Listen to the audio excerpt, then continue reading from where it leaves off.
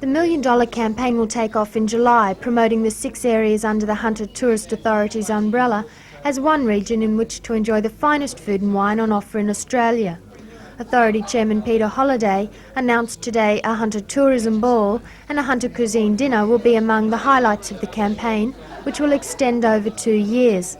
The Authority's General Manager Peter Belitho says the campaign will be supported by extensive media advertising and food and wine tastings at major centres throughout the eastern states. Peter, why have you chosen this particular theme for this tourism push? Too much tourism marketing is relied on sun, sand, surf activities. We've got all those things here in the Hunter, and we're recognised for that, but we're putting another dimension as to why someone should choose the Hunter over the other areas that compete on the basis we just spoke about. David Hammond, chairman of the committee organising the Tourism Ball and Cuisine Dinner in July, believes the food and wine theme is an appropriate one for the region to adopt. We have an area here where we can produce fine wines and we can produce quality foods, and I think that the restaurants, etc., and the other people who manufacture food products in the area are quite capable of packaging the product for the tourist. So do you think it's a case of the way to the tourist's heart is through their stomach? I think that it certainly contributes to it. In another aspect of the campaign, restaurants will be invited to enter the inaugural Hunter Cuisine Restaurant Awards to be presented as part of the Tourism Ball. A greater honour will fall to local chefs selected to prepare their specialties for the Hunter Cuisine Dinner, at which many of the country's leading food and wine writers will be invited to sample the region's finest offerings.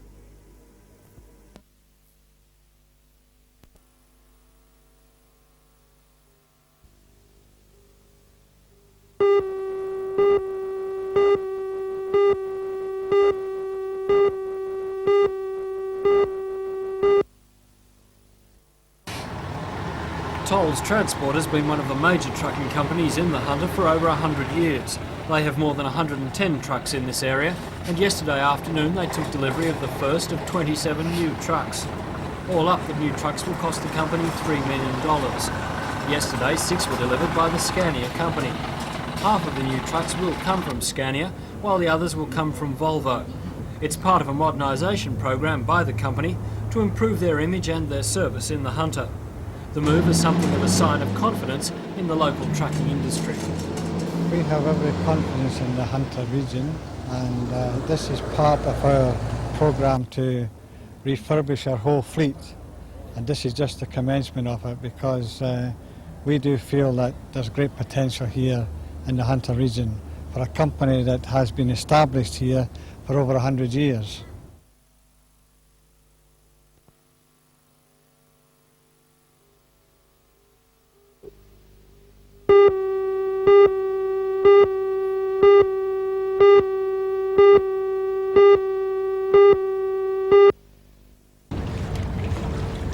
It was just one more challenge for a sailor with more than 400,000 kilometres of sea and 70 years behind him.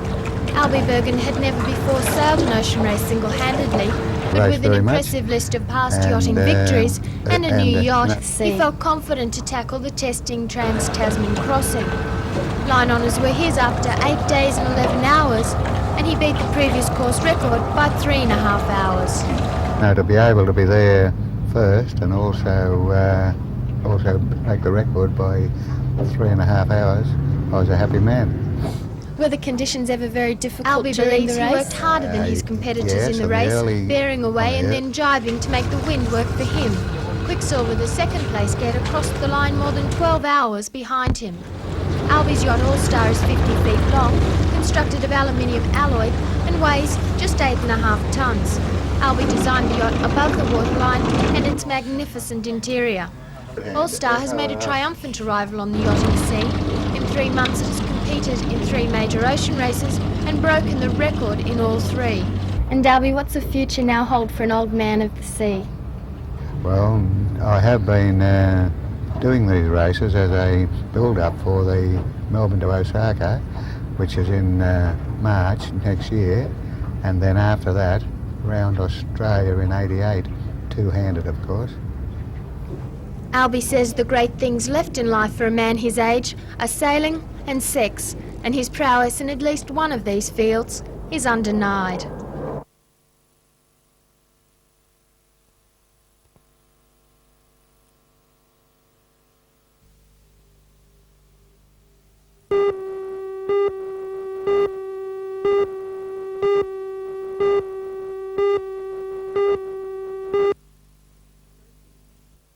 Save More supermarkets and liquor stores have long been familiar to Newcastle and Lower Hunter shoppers, but whether they will continue to be so in the future is at this stage unknown.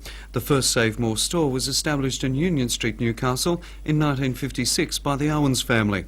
That company was split in 1977 to create the Shoeys chain under the Owens family ownership and, separately, the Save More chain. The company was put into provisional liquidation yesterday afternoon, the receivers being the Sydney firm Ferrier Hodgson and Company. With 7 outlets throughout Newcastle and in Maitland, Beresfield and Kurri Kurri, Save More is a substantial retailing outlet. None of the representatives of Save More or Ferrier Hodgson was available for comment about the liquidation today. It's believed they were inspecting the company's stores throughout the district, trying to resolve the financial crisis facing them.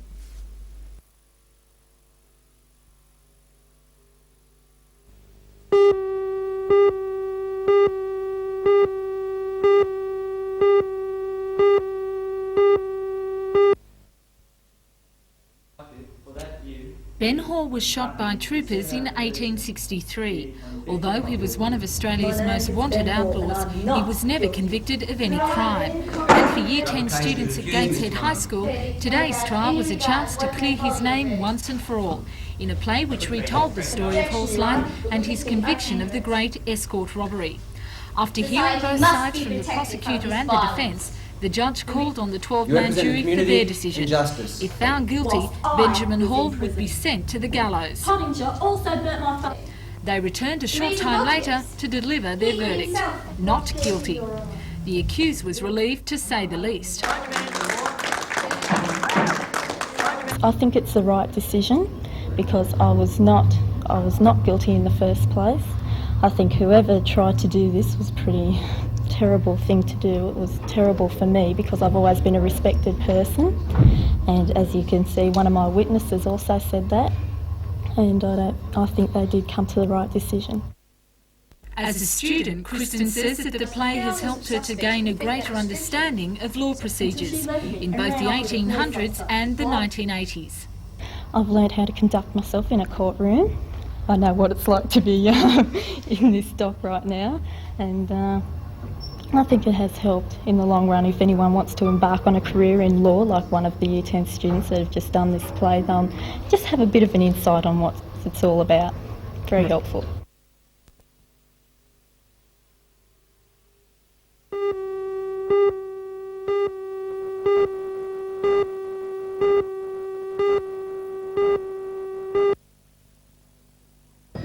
The Bureau says in the 12 months to March 31 last year, the value of agricultural production was almost $237 million. In 1983-84, Hunter Valley farmers produced just on $247 million in agricultural goods. Ivan Skanes from the Hunter Valley Research Foundation says the decrease can be attributed to downturns in both the wine and wheat growing industries. The major sectors of the agricultural economy that have experienced decreases are wheat, the production of wheat for grain, and the production of grapes for wine. And those two sectors have basically decreased because of falls in tonnages produced. So it's a matter of a decline in output. The survey also shows meat poultry production as the major contributor to the agricultural economy of the Hunter, with a total value of more than $60 million, or nearly 26% of total production. Beef cattle production represents another substantial portion of the agricultural economy, contributing $55 million. The survey also shows both the beef and meat poultry industries undergoing a steady expansion. Another major contributor, dairy farming, accounts for 21% of the region's rural economy. Ivan Skanes says although the figures cover the full range of the Hunter's rural industries, they do not give a comprehensive view of how the man on the land is faring. These figures basically represent total value of production, and they don't take into account, for example, costs of production or size of farm debt. They're only an indicator basically of total sales from the farm. So no, from these figures we can't really get an idea of the current economic position of farms in the Hunter.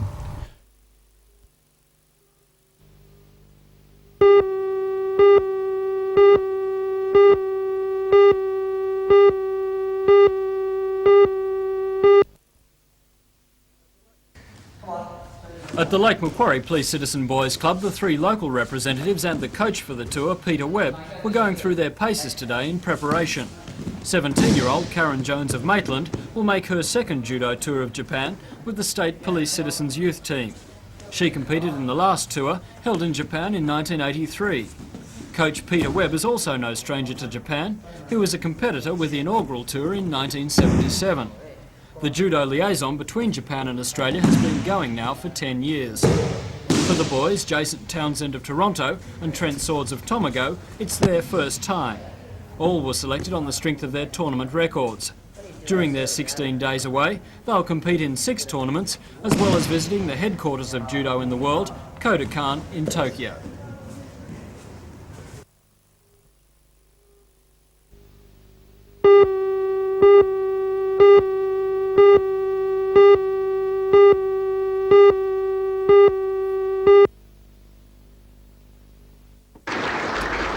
It's the 11th year that the awards featuring the specialised field of news and current affairs have been held, and this year they were presented by the opposition leader John Howard.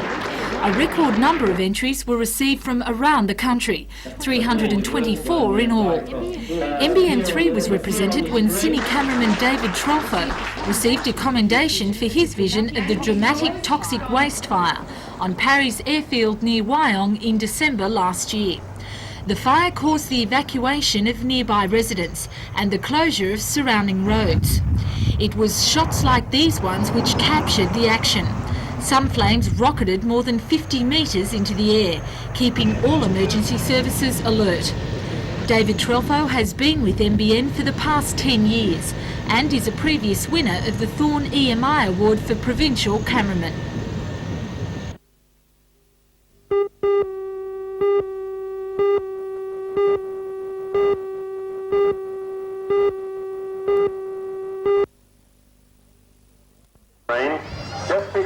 The Yellow Submarine began operating at Charles Bay in December last year.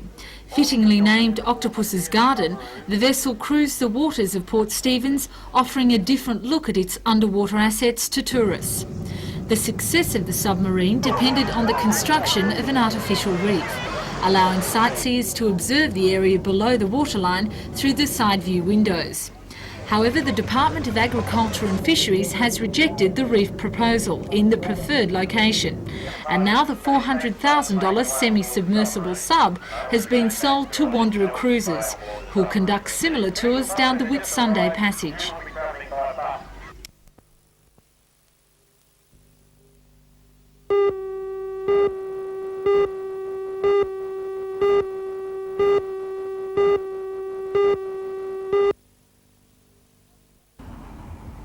Approximately 25 to 30 children in the Newcastle and Hunter regions must regularly travel to Sydney to receive treatment for chronic and terminal illnesses. John Britton, who has spent the last 8 years providing volunteer assistance to such people, found a need for transportation to centres of treatment existed not just for the child, but also for their families. And so, after 3 country music concerts and a loan for which John and his wife went guarantor, an 18-seater minibus has been purchased. The bus will pick up the children and family members anywhere in the Hunter, Newcastle and Central Coast regions, take them to Sydney, wait for them and then bring them home again. The service will be completely cost-free to its users, but obviously the money must come from somewhere. So many fantastic country artists have donated their time and they're willing to put on a show at least twice, 3 times a year. And this will maintain the bus, we hope. We're John also hopes a company will come forward to help them with the cost of diesel to keep the bus running.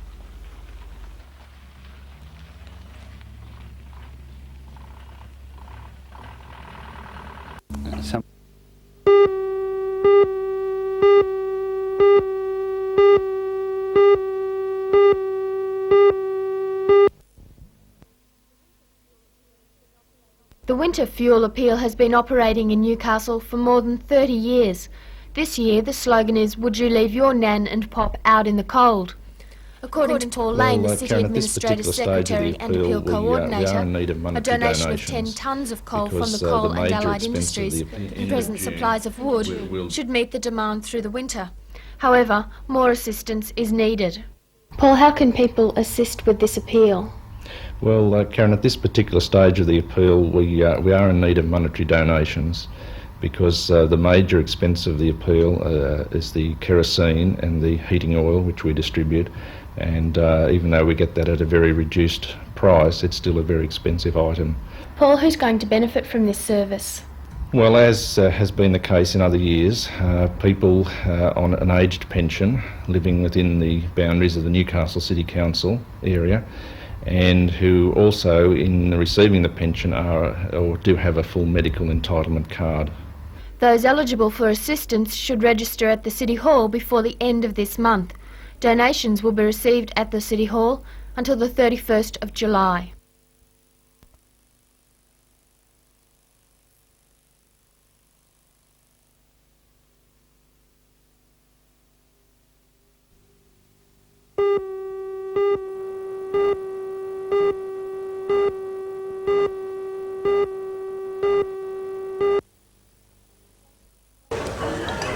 The youngsters, who were lucky enough to win a Department of Main Roads competition at Sydney's Royal Easter Show, received their prize today. 50 children and their parents were treated to a picnic lunch at the foot of the F3 freeway showcase, the new bridge near Somersby. The bridge, which is higher from the water than Sydney Harbour Bridge, is part of the 13-kilometre stretch between Somersby and Calgary. Mr Brereton says it will cut 15 minutes off the Newcastle to Sydney trip, and it's hoped it will reduce the high death toll on the Peats Ridge section of road currently in use. After lunch came the part of the day most of the children had looked forward to. But not everything went as smoothly as was first planned. The buses transporting the sightseers couldn't quite make it to the new section of road, and so Mr Brereton guided the youngsters through the man-made valley. After walking the length of the bridge, the children had a chance to take a look inside and found it was a great echo chamber.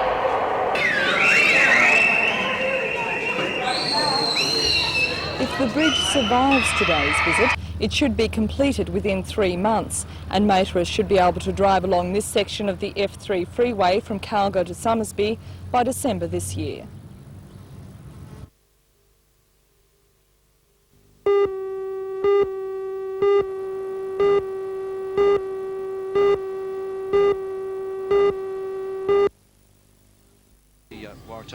Western Suburbs went into the match as favourites and led 16-10 at the break.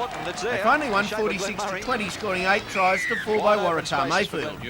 2 tries went to winger Glenn Murray of West, enhancing his claims to a country wing spot for next Saturday's game against Sydney. For Waratah, their most penetrative back was former Moree setter Ewan McGrady, who's shown great dash both times he's appeared on Match of the Day. For perhaps the first time, West captain coach Paul Merlot delighted in crossing for 2 tries, albeit without running too far. West's other winger Mitchell Knight kicked 7 goals from 8 attempts to complement a good game.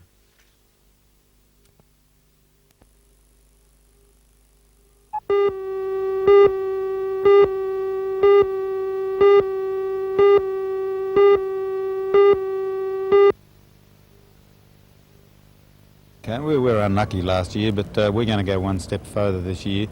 We'll win, and we'll win handsomely, and it'll be a super game. You've got the likes of Peter Sterling captaining your side, where you had Steve Mortimer last year. Sterlo's the organiser that you need to get these fellows into a team sort of in a very short time. There's no doubt in my mind that Peter Sterling's the best on-field organiser in the game. This is acknowledged by many of the coaches around Sydney. St George coach Roy Masters, he acknowledges that, and of course that's why Peter Sterling has been the Australian halfback, and he will be organising our rucks, and he's the captain of our side, and I have the utmost respect for the guy. Welcome back to Newcastle, an old stamping ground where you left your mark, and let's hope you leave another mark on Saturday. Yes, I'll be hoping so too. Thank you. Peter, can I welcome you back home, because the story goes that you did kick your first football at Raymond Terrace. Yes, it is a home away from home still. I've got a lot of friends up there, and I certainly enjoy getting up here and seeing those friends who I don't get the opportunity to see as much as I'd like to. It's a big game for you and all the country boys, the start of what is the year in rugby league, I guess, the Kangaroo year. Well, that's right, yes. The culmination is our Kangaroo Tour at the end of the year, and this weekend is the stepping stone to that, and obviously all the boys are looking for big performances, with the stateside being selected soon after.